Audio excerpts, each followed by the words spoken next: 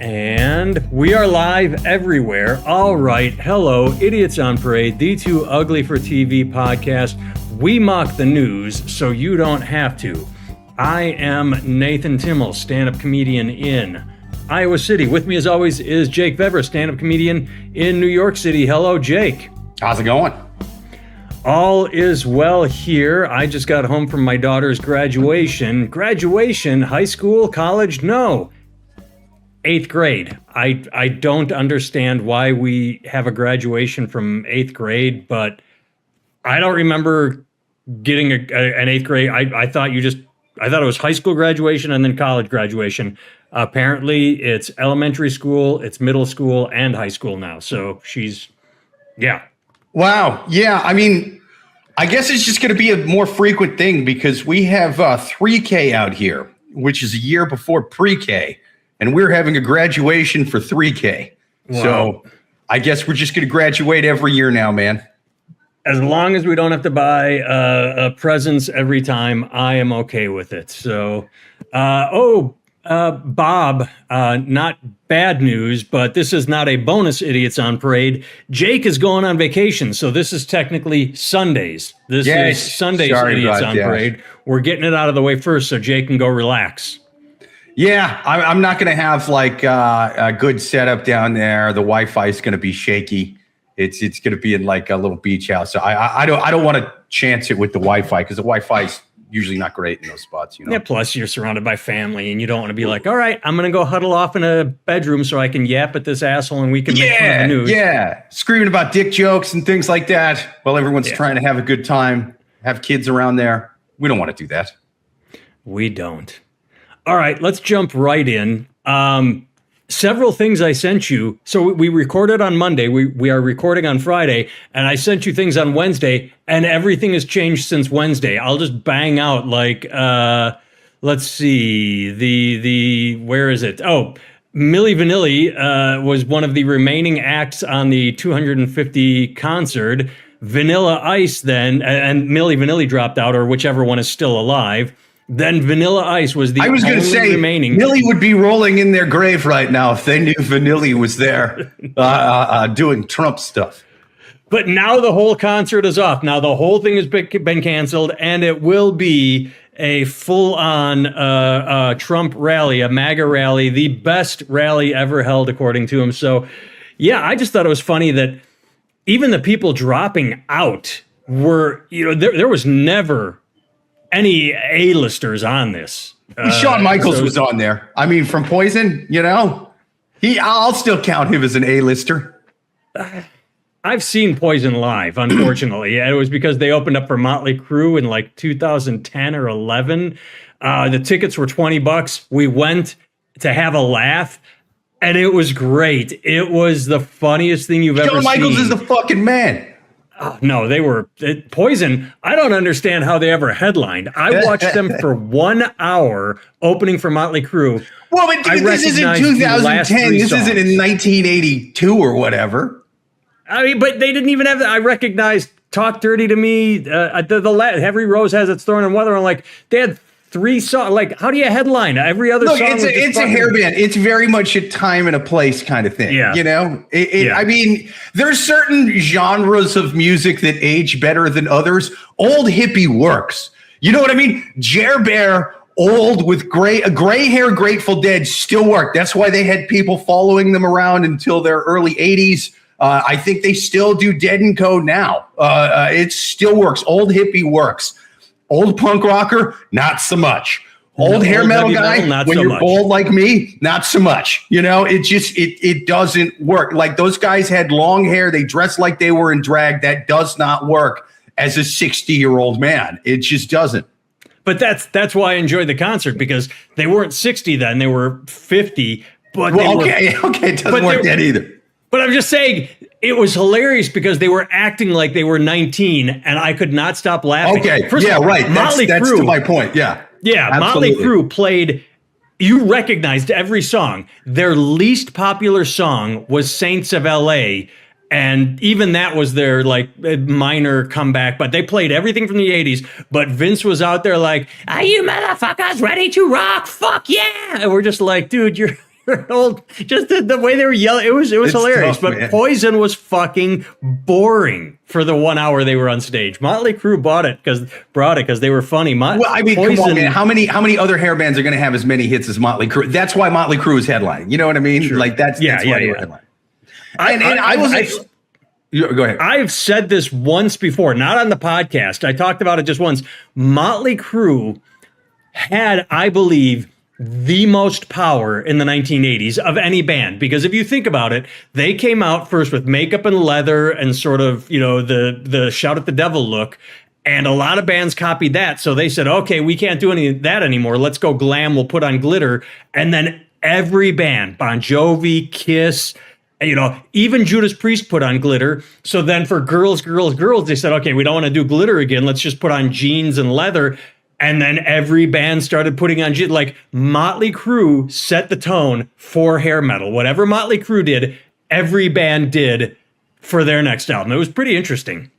Yeah, no, I mean, Mötley Crüe's got more hits than you can name. I mean, truly, like especially at the time. That's probably if I had to pick a band that this kind of defines the genre, and this truly was their genre. Whereas like Kiss is kind of a different thing. Guns N' Roses is kind of a different thing. But like hair metal, Mötley Crüe is the king of hair metal.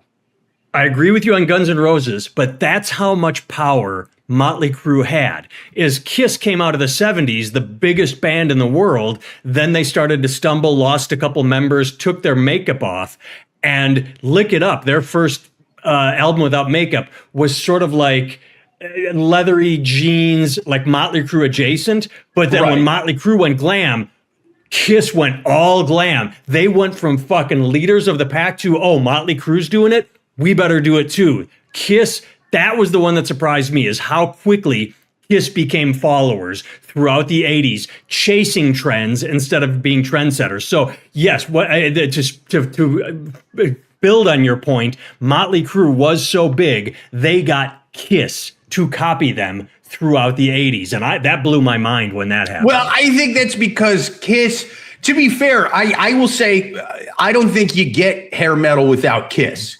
I think Kiss was kind of an early cartoon version of that, as if hair metal's not cartoony enough. First album was sort of copying Kiss. Well, yeah. I mean, Kiss was doing that in the 70s, and they had full on like makeup, But I think it became one of those things like, okay, are we going to keep doing this forever? There's another genre that's kind of based off of what we're doing. Let's go be that. I kind of get how, you know what I mean? Like, are we going to do Destroyer again? I don't know how many times you can keep doing that with the makeup and everything when things are sort of changing. So I get why they would want to at least try to adapt to that. Yeah, I get that too, I mean, I'll still give credit where credit's due. Those guys were kind of the trailblazers for what they were hair metal. Yeah, that's why it was so shocking to watch them go from the tip of the spear to the followers. But I would say this about Kiss: I would rather, and they didn't do it, so it's nice. I would rather have 3 Destroyers than 1 Asylum, because their 80s output was pretty bad. See, but that's the thing. That's why it's kind of a blessing and a curse that the Beatles ended when they did, kind of went out at their peak.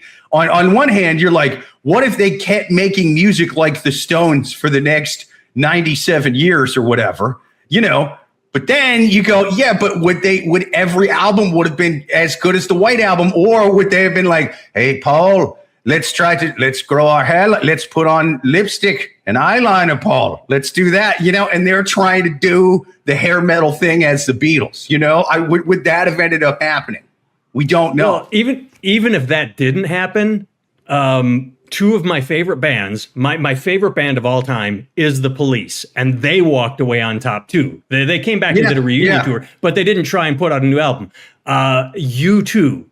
I am a huge fan of U2, and I will be the first to say that you can trace back to 1999 and on, where it's like, oh, this is a good complete album. Oh, this is half a good album. Oh, this one has 1 good song. Oh, this album sucks. The older U2 gets, the more They should just, I don't want to say walk away, or have the dignity, like Kiss at the end, when Kiss put the makeup back on and started doing the Forever reunion tour. Right. They didn't put out new songs. Once it became they just a said, thing all right, again. Yeah, we're just going to be a legacy act. yeah, and that's what U2 could and possibly should have done. Sting put out a bad album a few years ago, but then he put out a great single last year where it's just like, no, I don't need to put out and I don't need to sit and put out a mediocre album. I've got an idea for one song, and it's called I Wrote Your Name Upon My Heart, and he just put out one song. That's what you can do when you have achieved that. U2 wrote, like Rolling Stones could have done that. They could have said, we don't need to put out an entire album. We don't have it in it. Oh, we got an idea for a song. That's what I would like to see. Yeah, I mean, Rubs over here on YouTube. Where's me spandex, Ringo? Where's me spandex? I tore a hole in me fishnets. Yeah. Yes. It would have been rough, man. Well, we jumped off that from the canceled concert, but yeah, now it's not even a concert. But man, so it was Brett Mike. Oh, but Lee Greenwood will be part of the rally, so it will still have music because he will sing "Proud to Be an American." So, well, there you go. We will still get music at the Lee Greenwood and Vanilla Ice. That feels right. Yeah, that feels like a good combo for Trump in 2026. Why not? Those do seem like the only two guys who wouldn't give a shit about not releasing the Epstein file and going to war with Iran clearly to enrich yourself. Yep. The other thing I sent you, the headline was Trump tells CNN he doesn't know if the $1.8 billion fund is dead, calling it, quote, a beautiful thing. There were several stories talking about how the House is going to put to a vote, and there were Republicans dissenting, saying this is too much money. Well, it passed. So it looked for a moment like Republicans might say, we can't just give $1.8 billion to anybody that, like fucking the pillow fella said he was going to apply for a grant. Anybody that was like January 6th, those assholes, anyone that was rightfully you can buy a lot of goddamn pillows with 1.8 billion. Yeah, for sure. I mean, but so that it looks like it's gone through. It was part of the budget that was passed. Kind of sad. Can't he pay off the MyPillow guy in sneakier ways like they do most payoffs in the government? Can't the MyPillow guy get government contracts? Can't it be like we have so many cots to fill in the army? Now, I will tell you, as somebody that was in for 7 years, deployed twice, really fucking uncomfortable pillows. All right. We could have used a MyPillow. Okay. And they could Trump could buy this. And look, as much as I don't want Trump to get rich and I don't want the MyPillow guy to get rich, I care about the head and neck support of our troops more than my own politics. I hope that he gets the MyPillow guy to give pillows to the troops, give MyPillows to the troops. And he can do the same thing that all of the government contracts that go to the military do. We were getting like refurbished M4s and stuff like that. Well, new, but basically the same ones you could get refurbished at the time for like $800-900. The government was paying these guys like $3,000 a pop for these things. So whatever, $70 MyPillow is going to be like a $200 pillow because, contracting fees and whatnot. Contracting markup. Yeah. Why does the MyPillow guy need this money? Can't he do a sneakier scam? I mean, you'd think so. It would be. I agree with you. I have no notes. Like I do not like Trump. I do not like MyPillow guy. I agree that if they want to grease the wheels, don't make it so blatant. Literally, just do a shady contract. I would be more than fine with a shady contract. Yeah, it's not that I love all the shady contracts, but me bitching about the shady contracts ain't making them go away. All right, somebody's still overpaying in the government for M4s and every single piece of bomb missile, whatever, man. The toilets are going to be like $20,000. So, overpay to the MyPillow guy. Get some decent pillows for our troops. I agree. It's the best take on it. All right, next story. I'm going to Sophie and Ken says on YouTube says I think I'd rather use a sack full of dirty underwear than a MyPillow. You think I've never had to use that? Yeah, especially in the field. Yeah. No, I'll take the MyPillow. We're just talking military. If you are a civilian, you have choices. You support the free market. I would rather, My dirty underwear is not too bad. I change it daily, so I knock on wood. I haven't had an accident in a while, so my dirty underwear. Well, when I come from the gym, it's pretty bad. But do you think the My Pillow guy has a spin-off company called My Dirty Underwear, and he, it's as comfy as My Pillow, gently used? I'm having an idea, Jake. This could be another get-rich-quick scheme of ours. My Dirty Underwear vending machine in Japan. Oh wait, they already do it there. God damn it! Hell yeah, you're right. It can't be the My Pillow guy. I don't think there's guys in Japan going, "Hey, do you have the My Dirty Underwear from the My Pillow guy?" I got a real niche fetish. Oh, you got schoolgirls, huh? I remember my first beer. I'm far past that. Nah, I'm into way weirder stuff now. Do they still have the vending machines, or do you think that OnlyFans has set up like that woman that was selling her farts in a jar, where she would fart in a jar and said, do you think it's just a direct dirty underwear mailing now from women? Just they find the Japanese guys on I don't know, man. Now I know I've told the story on here before about the episode of Real Sex where they showed the dirty panties getting sent through the mail, and these people were just using like tuna juice and stuff like that to make it smell. I do not remember you talking about. Oh my God, really? Okay. Well, this is why I'm shocked that the used panty industry is even still alive. It's kind of like how when you go in Times Square and you see that there's still a giant Scientology building, and you're going, who's signing up for Scientology after the Going Clear doc? Like, now that this is way out in the open, you can Google what these people are doing. Who's signing up now? Not that joining a cult is great or the smartest thing 20 years ago, but now that it's all out there, I'm like, who the hell's doing it now, right?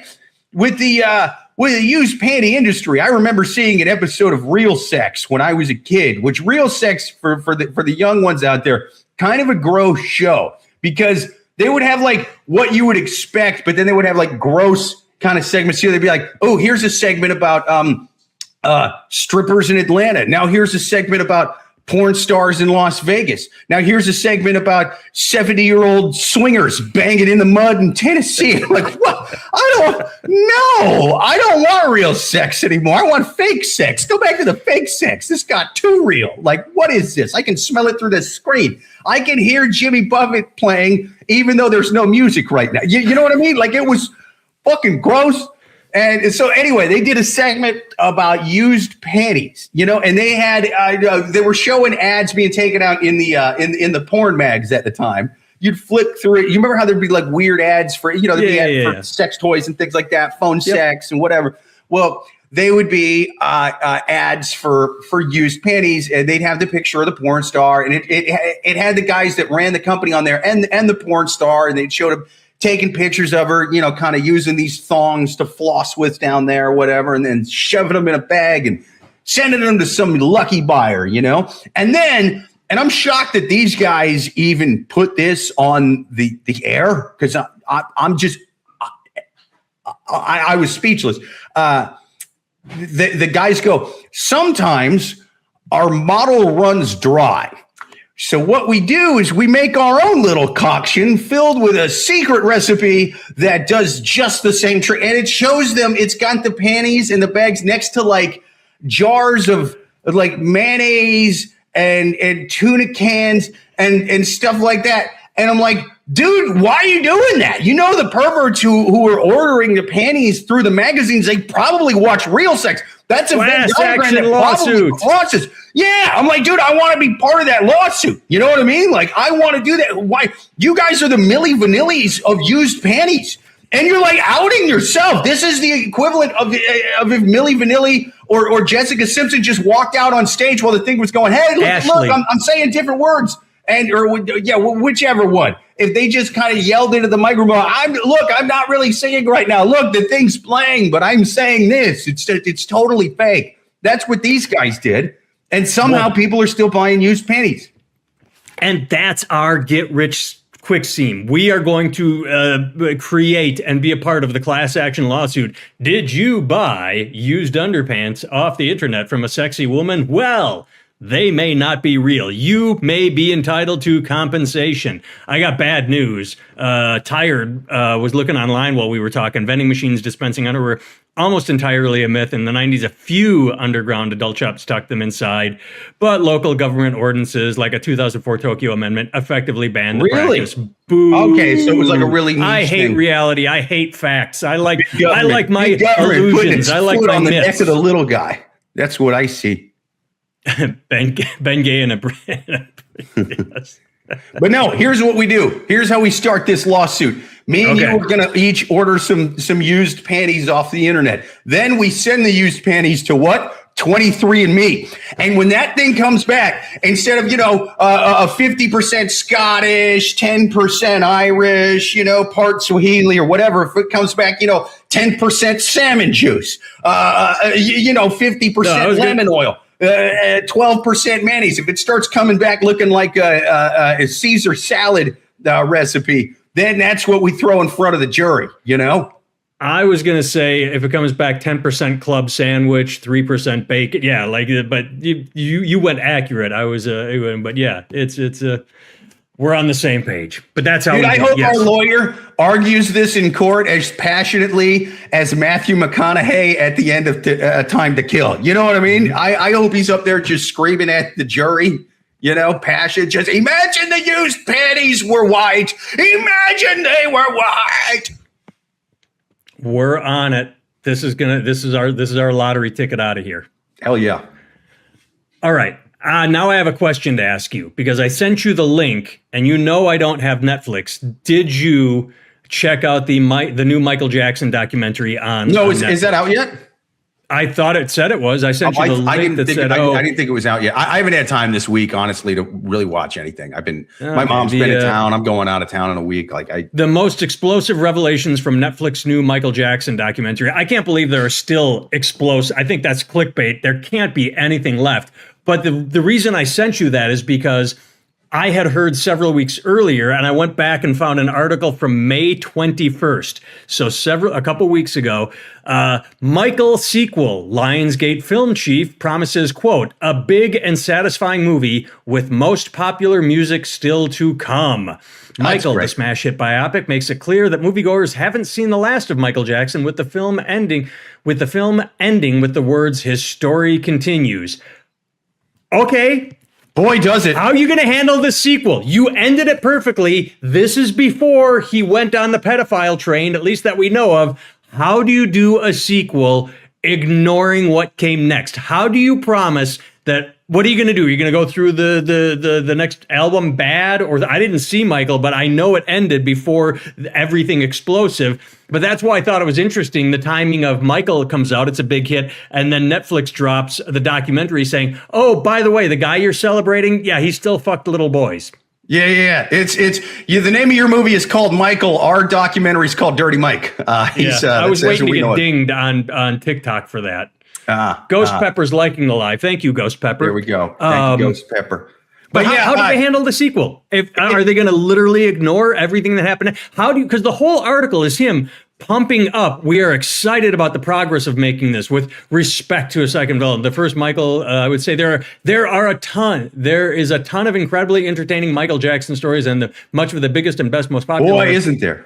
Yeah, I mean, we can go into things. We know that things might not be chronological. We can go forwards and backwards. They're dancing around it. Yeah, I did think that a biopic, a story about someone's life, about Michael Jackson ending in the year 1988. Real convenient. Charlie on TikTok says the second movie is going to be about him saving bubbles. That's right. Oh, it's a sequel to the Clint Eastwood Every Which Way But Loose, Any Which Way You Can, with the orangutan, right turn Clyde or right turn Clyde. Bam. Yeah. Yes, I actually wrote the sequel. It's called Those Kids Are Lying. Part 2 of the Michael Jackson biopic story. Sophie and Ken says they're going to ignore the pedophilia as hard as Republicans are ignoring Epstein. Yes, I've written a movie called Jeff It's about a good-looking financier who slept with age-appropriate women on his island. It ends in 2003. Nothing to see here. Nothing crazy happens afterwards. I've also written a biographical, an autobiographical pick about me. It's called Jake, about a good-looking guy with a full head of hair and a dick that still works. Ends in 2013. Go check out Jake in theaters now. I told you the best tweet I saw when Michael came out was from TV's Frank from Mystery Science Theater 3000. I will never forget this. It just came out and said, right, Frank hey, Connors, Michael's done so well at the box office. Hollywood's now making a John Wayne Gacy movie that just focuses on his career as a clown. I'm like, that's right. Just fucking funny. We know him only as a clown and a dude who got railroaded by a corrupt justice system. Yes. Well, either way, we think we've got 25% or to 30% of a second movie already shot from the prior production activity. So like the Avatars, they're filming them at the same time. And so obviously that will have some financial benefit. But ultimately, we are going to make sure we make a big and satisfying movie for a global audience once again. So just everything goes under the rug, make everyone happy, rewrite history. Beautiful. Gotta check out it. A spin-off piece we have about R. Kelly called Age is Just a Number. He was superimposed, I tell you. I've got a really bad clunky joke in my head. I can't think of it. That radiator needed to be refilled, something like that. The R. Kelly story. It wasn't the girl. It was the radiator. There you go. Wait, what did he do? Was she near a just chained to a radiator and he peed. Oh, really? Okay, got you. Okay. Yeah, I haven't seen the basement. I don't remember all the details in the R. Kelly piss video. It's been a while since I went back and rewatched it. But now that I got kids, you know what I mean? Like you go back and rewatch all the stuff from your younger days. We did Lion King yesterday. I think we'll probably do R. Kelly piss video next week at the beach. There you go. You gotta ease them into it. You can't just hey, dude. you're in kindergarten now. Here's R. Kelly. You gotta go in slowly. That's right. It's a lot of people know him for the song I Believe I Can Fly or Bump and Grind, but the real fans, the real R. Kelly fans like myself, know him for the classic song Do You Have Your Papers? Do You Have Your Shots? Or Do You Have Your Passport? Do You Have Your Shots? Did you hear that one? Do you have your passport? It was so good. Do you have your passport? Do you have your shots? My favorite R. Kelly song ever. It's a good one. Now, you could say this about R. Kelly. He doesn't have a shy bladder. A lot of people can't pee when someone else is around. He didn't seem to have that problem.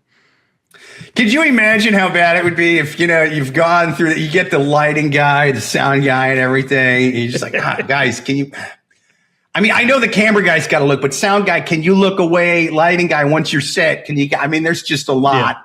Yeah. I've pissed with other people shoulder to shoulder at the urinal, but to have a full sound and lighting crew, rolling. I need the you need the headspace. You need the headspace. So. Wonder if they had to do like a few different takes. He was about to, and then it's like, guys, cut. Can we just how much water he had in him? Yeah, he's just sitting there like he's about to run a marathon or something, and even the girl's kind of bored. Grub's got one. R. Kelly, It's Raining Me. Nice. Good play on a song. Very good play on a song. Hey, we talked about this a couple weeks ago, and it happened. Courses will be required at University of Iowa Center for Intellectual Freedom.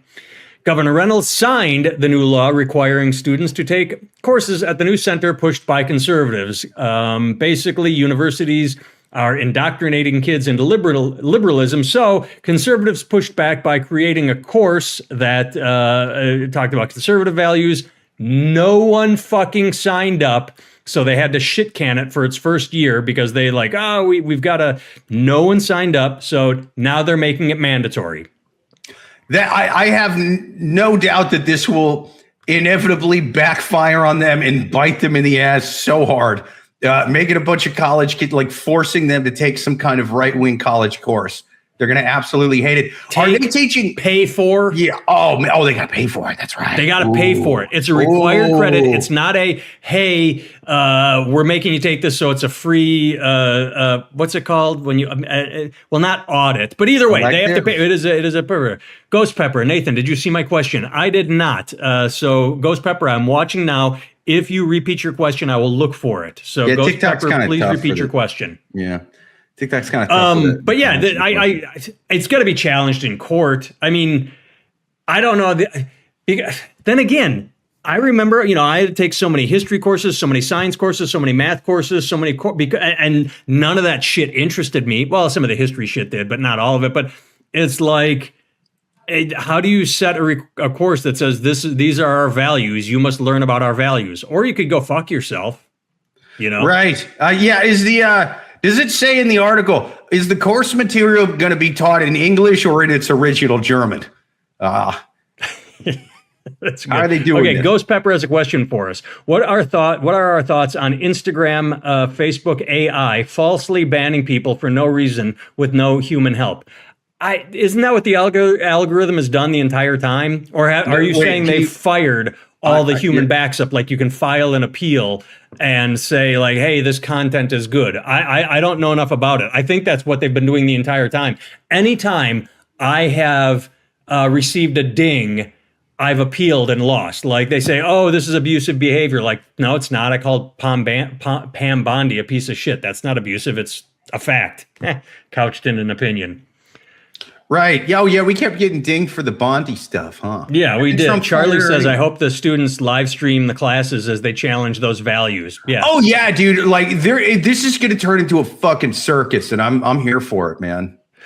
Ghost Pepper says they're falsely accusing people's CSE ass. and integrity and even abuse. That's what they've done the entire time. And TikTok is worse than Instagram, I believe, because Jake and I have talked about it a million times. Now that is all what ownership wants. Like Elon Musk, when he bought Twitter and created Grok, and someone asked Grok, who is the biggest danger to democracy and freedom? And it said, well, you've got Trump, you've got Elon Musk. And when that came out, Elon said, we're going to reprogram Grok. It's like, you shouldn't get to reprogram something that is just searching for information, but false accusations, that's just the norm now. I don't like it. Nobody likes it, but you have to be prepared for it. Richard just showed up. Yeah, we're not going to be on Sunday, Richard. We are here today because Jake's going on vacation. Sorry, so this sorry. week. I'm going to be out of town for like the next week or so. Who's teaching the course? Do the women have to wear handmade outfits? Probably. I don't know if they will allow women in I'm sure students are going to show up wearing handmaids outfits to troll. Dude, this is going to be hilarious. Yeah, it's going to be interesting. And again, I think we talked about this last time. She signed the bill. It doesn't go into effect until 2028. So that's 2 years or next year to file lawsuits, to issue complaints, to say this is bullshit. And it is. It's a bullshit thing. I think if any students get forced to take this right-wing bullshit class, they should sue down the road for every dime of tuition they spent on it, plus punitive damages, plus time they could have spent doing other stuff, making money, taking other classes, whatever. I think this is going to turn into a circus. This is going to backfire on them so bad. I think the students are going to be bitter about it. I think they're going to be pain in the ass because, look, conservatives are doing this because they rightfully say that most colleges have a very liberal lean to them. That's not bullshit. That's absolutely true. But I would argue the difference is, well, the professors and stuff are actually super liberal themselves. They're not being like, hey, here's now the Democratic Party is forcing this college in its state to take lefty class. That's something different. That's something different. Like if you just had a college where it was just some right-wing professors, and they're like, now in the math class, I'm gonna do it. We're gonna learn statistics. Here's a statistic on how poor people are responsible for their own bullshit. You know what I mean? Like that's different than the Republican governor and the Republican Party in the state going, now you're gonna go to here's why poor people cause all their own problems class. Yeah, signed into law by the Republicans. That's something very different. Yeah, it is. It's funny how they always do what they accuse the other side of doing. It's fascinating to sit back and watch. Right. But the thing is as much as those fucking assholes yelled about, free speech, they would yell about stuff and like under the guise of free speech, they would, but it would be stuff that the private sector was doing. You know, it would be stuff that individuals and companies were doing. Whereas now you have the government actually enforcing a lot of this stuff. You know, whether it's the FCC Big with difference. Trump or this bullshit with you know, Kim Reynolds and her fucking fascist bullshit class she's forcing Iowa students to pay for. You know, and hey, man, I kids at Iowa, if you don't want to do this shit, I encourage you, A, troll them, B, go to a school in a different fucking state. The year this is going to kick in, I'm transferring credits and I'm spending my money elsewhere. Fuck you. And C, I didn't even realize this when I brought it up. This is complete accident. C, vote for a better governor. I got my Rob Sand shirt on today. Yeah, vote for Rob Sand for governor. Let's get this changed. Dude. Get on the midterms, man. All right. Vote for Zach Final Walls, story. I just sent this native, to you this morning, so I really haven't had time to look it over. So I don't even know what bend this article is going to take on it, or if it's just forward reporting. Pentagon drops 180 religions from its recognized faiths list. You only kept the real ones, huh? The ones that made up bullshit with Harry Potter books from the desert from thousands of years ago. You know, the real ones with the talking snakes and the fucking ark with the animals and all that shit. The Defense Department will only recognize 31 religious systems going forward, down from 211, according to a May memo obtained by military.com. The new list will provide chaplains with clear, readily available information that will better enable them to anticipate the religious and support needs of blah, blah, blah, blah, blah, blah.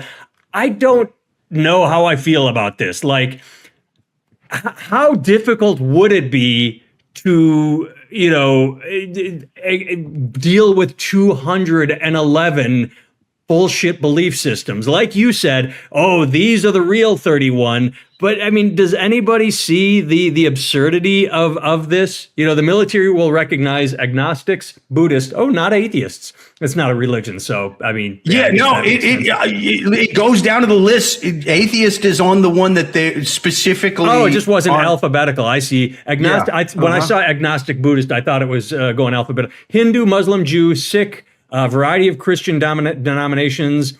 It will no longer recognize. Right, that's what I said. Atheists, it's on the one that they want. Druids. How many druids are out there? What the fuck is Incantar? I'm culturally druid. Heathen on my is a religion. Side. You're a heathen. Humanist magic. You have no idea how bad I want to go back in time and put heathen on my fucking dog tags. So the first time I went over, Wiccans are out. No more witches. Yeah. The fuck no is more a witches in the army. I don't know, man. It's probably some Viking shit. That sounds like some Viking shit. It's not like I don't.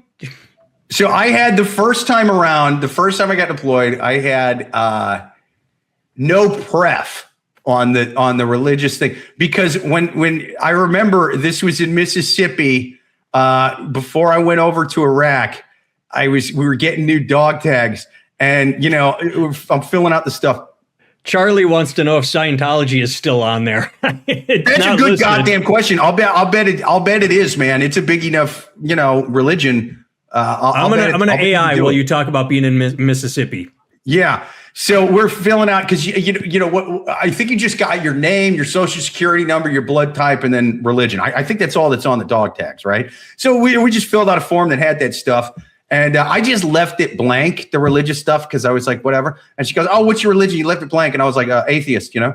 And she just looks at me like, oh, I'll just put no preference. You would have thought I said, instead of going to church on Sundays, what I do is I slit the throat of newborns and I suck the blood dry. You would have thought I said, and showed her a picture of it. You would have thought I did that. And she would just, oh my sweet God. Oh Lord, you know, and like she didn't know what the hell to do, you know, and she was like, it was clearly the first time that it ever come up. So I had no pref on my, you know, pref being short for preference on my dog tags the first time around. Second deployment, I really wanted to troll harder. So, do you remember a show called C Lab 2021? Yeah. I remember. Do you remember the Alvis Day episode? I never Alvis watched it. I just remembered when they brought it around. Yeah. There's a really good episode called the Feast of Alvis, and Alvis is a parody of Jesus and the Christian religion, but he's like a drunken cowboy version of Jesus, who's all about drinking and gunfighting and getting revenge, you know.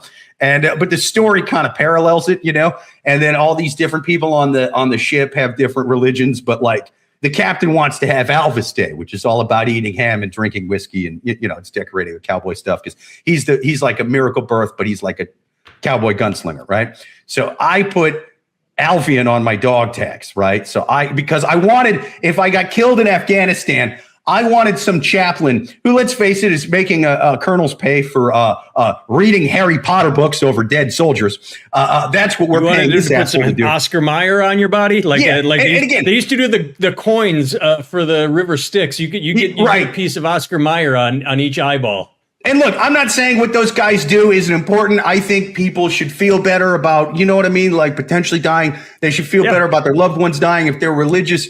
Yeah, whatever, man. They should get stuff like that. But reading from the ancient Harry Potter book from the desert, I think we could get a private to do that. Yeah. Do we need a colonel for this? I don't think we need a colonel. I don't think we need to pay you, 150 grand a year or whatever. Anyway, so I wanted some colonel, some chaplain. If I'm, like in pieces in a bag or whatever, he's sorting through my bloody bits. And he's, here's the dog tag, or at least the piece that has the religion on here. What's that? Let me brush some of the guts off of here. Let me, Alvian. What the I wonder what denomination is that, like Lutheran? Alvian? Let me Google that. And then he's got to Google this. And this grown man, this chaplain, is staring at a drunken cowboy cartoon messiah looking back at him. And that's it pops up. And he's like, well, I guess I got to say a few words over the puddle that's left of this guy. Blessed is Alvis, and blessed this guy. He died getting revenge. Let's all drink whiskey and eat ham. I don't know. I guess that's what he wanted. That's a good way to go about it. Rebecca's given us lots of love over on TikTok. Thank you, Rebecca. To answer Charlie, I'll just read it. Hold on. Let me pull it up. I have it in front of me. The short answer is no. Scientology is not individually recognized anymore under the newly overhauled Pentagon system. Scientology, sue them. They like to sue. Bastards are in for it now. The Department of Defense completely gutted the military's official religious preference coding by slashing the number of recognized faith from over 200 to down to just 31 broad categories. Because of this consolidation, Scientology was officially dropped as a standalone religious affiliation code. Now, Scientology is ridiculous. Is it really that much more ridiculous than Christianity, Islam? No, I have said this. Got the elephant with all the fucking arms. What are we talking about here? I have said this in defense of Tom Cruise multiple times. Yeah, there's nothing different about the only thing that's different about Scientology is that L. Ron was more blatantly naked about the fact he was inventing some shit to make money. That's it. Right. I will say that it adds a level of a kind of naivety when you've actually got your prophet on camera babbling with fucked up teeth, sounding crazy.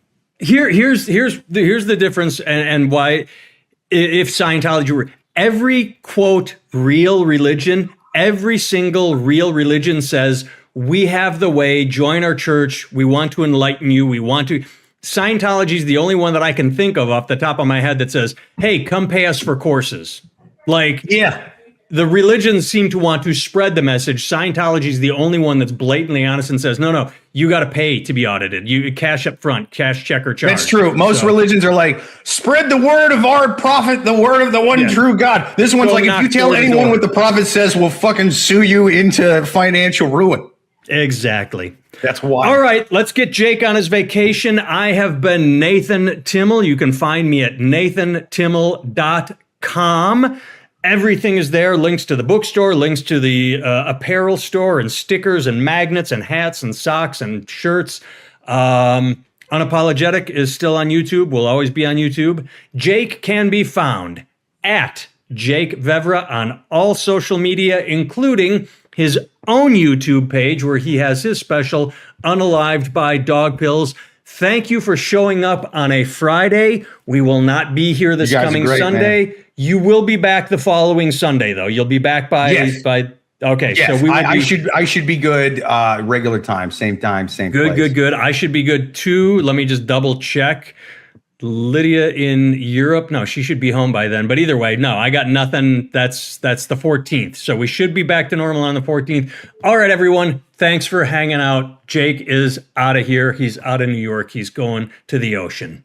There was a group of people in the 40s that wouldn't let you put Alvis on your dog tags. They were called Nazis. Fuck you, Hegseth.